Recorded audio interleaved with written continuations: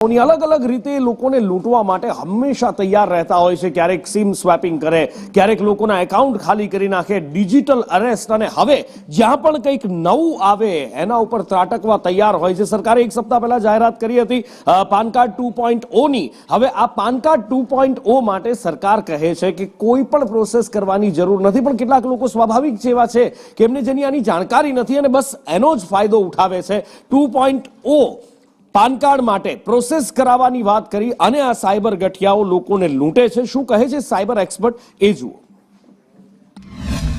Mostly અત્યારે શું થઈ રહ્યું છે કે અત્યારે ગવર્મેન્ટે ડિક્લેર કર્યું લાસ્ટ વીક કે પાન 2.0 કરીને એમનો પ્રોજેક્ટ હજુ ડિક્લેર કર્યો છે, બટ પ્રોજેક્ટ હજુ ક્યાંય ચાલુ થયો નથી। બટ જે સાયબર ગઠિયાઓ છે એ લોકો માટે એક ઓપોર્ચ્યુનિટી બની ગઈ છે કે પાન કાર્ડ ચેન્જ કરવાનું છે, અપડેટ કરવાનું છે। એ બહાના હેઠળ હવે અત્યારે લોકો જોડે લિંકના બહાને અત્યારે લાસ્ટ વીક આપણે 2 દિવસ ઉપર જ એક અત્યારે કાનપુરમાં 7.5 લાખ રૂપિયા આ જ રીતના એક ભાઈના ગયા।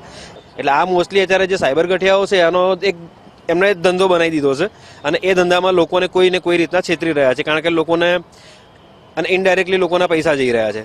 એટલે આ મેસેજ આવે તો શું કરવું? મેસેજ આવે તો ઇગ્નોર કરો, કારણ કે